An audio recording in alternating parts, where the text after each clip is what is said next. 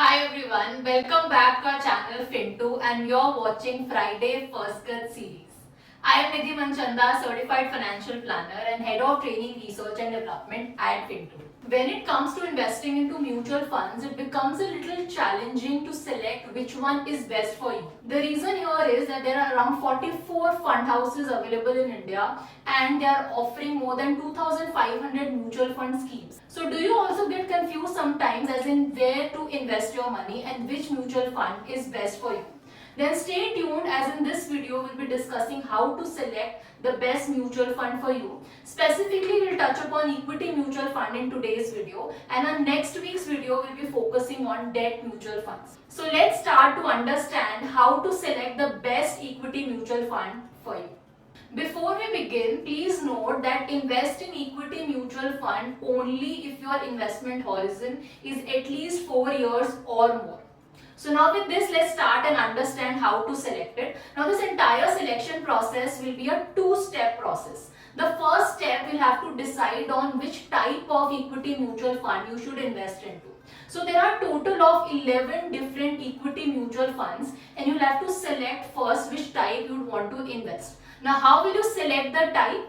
First let's understand what are the different types here. So out of this all 11 mutual funds, 5 types are based on the market capitalization. These are basically a large cap equity mutual fund, large cap and mid cap equity mutual fund, mid cap equity mutual fund, small cap equity mutual fund and multi cap. So basically these are the 5 different categories based on the market capitalization. Large cap mutual fund has comparatively less risk as compared to small cap mutual fund. So if you are someone who is more towards a conservative risk profile, then you should be investing more towards large cap to mid cap funds.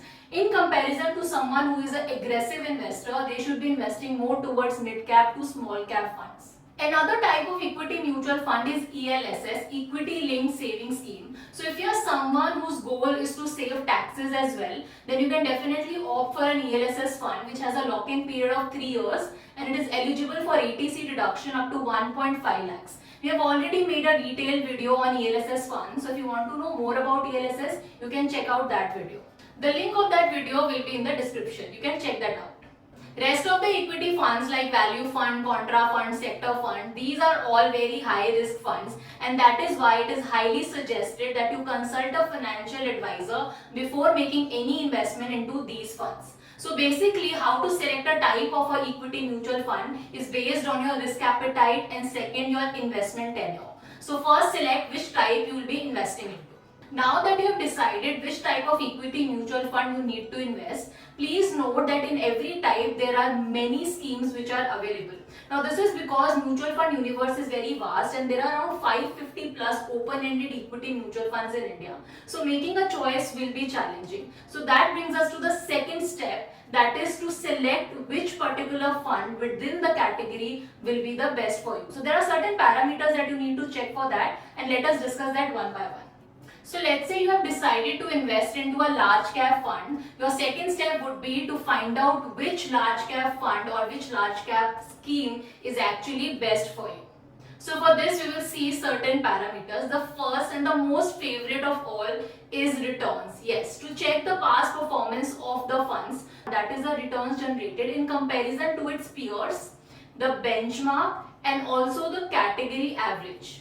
Whenever you are comparing returns, please make sure that you are comparing apple to apple. That is, a large cap fund should be compared with a large cap fund only. Then only the comparison will be better. You cannot compare a large cap fund returns to a mid cap fund return. So that you should avoid. But within the category, when you are comparing different funds, definitely compare the returns over different time period and check which fund has given a consistent returns.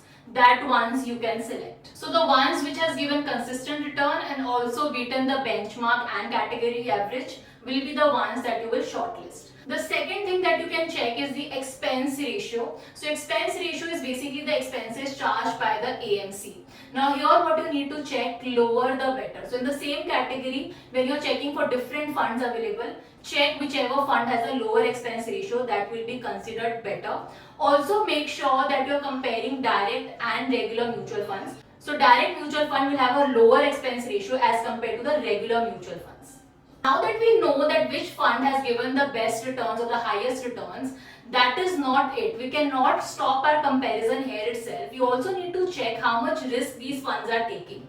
And the ones which are taking the less amount of risk and are able to generate higher returns will be the ones which are good and where you can actually invest your money. So the remaining factors will actually help you to understand the risk involved in that particular fund. So the third factor that you need to check is the standard deviation. So standard deviation basically tells you that how much the fund's returns are deviating from its average return. So let's say a standard deviation of a particular mutual fund is say 8%, which means that the returns of this particular fund is deviating from its average return by 8%. That is, it could be 8% more or it could be 8% less. So that is the range. So we can say that lower the standard deviation, better it is. So find out those funds where the standard deviation is comparatively lower. The fourth one is beta. So beta basically measures the volatility of an equity mutual fund as compared to the market fluctuations. So higher the beta means higher the volatility. If the beta is close to 1, then it means the volatility of the fund is close to what the market index is giving. So that is what it means. So higher the beta, it means more volatility. Lower the beta or less than 1 means lower volatility. The fifth one is Sharpe ratio. So this is basically a risk adjusted ratio which will tell you that how much this fund is generating returns in comparison to the risk it is taking. Here the risk means the total risk. So here we are basically taking standard deviation into consideration. So when it comes to Sharpe ratio, higher the better, which means for taking a 1 unit of risk, how much extra return this fund is able to give you. So that is why when you're comparing different funds, you have to check the fund which is giving a higher Sharpe ratio will be a better fund. The next one is Sortino ratio. Now this is similar to Sharpe ratio. The only difference here is that in Sortino ratio, it is measuring the downside risk only, not the upward risk, that the fund can actually move upward as well. In Sharpe ratio, both upward and downward movement is considered, but in Sortino ratio, only the downward risk is considered, and that is why it is an apt measure to check how risky an investment is. Again, when you are checking the fund, higher the Sortino ratio, better it will be. Next is Trenor ratio. Now Trenor ratio is also similar to Sharpe ratio, but here the risk measured is not the total risk but only the market risk, where only beta is considered here. That is what in Trenor ratio is. Again, risk adjusted ratio, that is why higher the ratio, better it is. The last and the eighth factor that you need to check is alpha. So investors should actually be selecting those funds where the fund is giving a positive alpha, which means that for example a fund is expected to give a return of 7% basis what risk it's taking, and the fund manager actually manages to give you a return of around 9%, which means there is a positive alpha of 2%. The other way around it will happen that you can also have funds which are giving a negative alpha of, let's say, minus 2% or minus 4%. So always select those funds which are giving you a positive alpha, and again higher the alpha, better it is. It is basically showing that the fund has outperformed, and also it is a true reflection of the fund manager's expertise. So based on these factors, you'll be able to decide which type of equity mutual fund and which scheme will be best for you.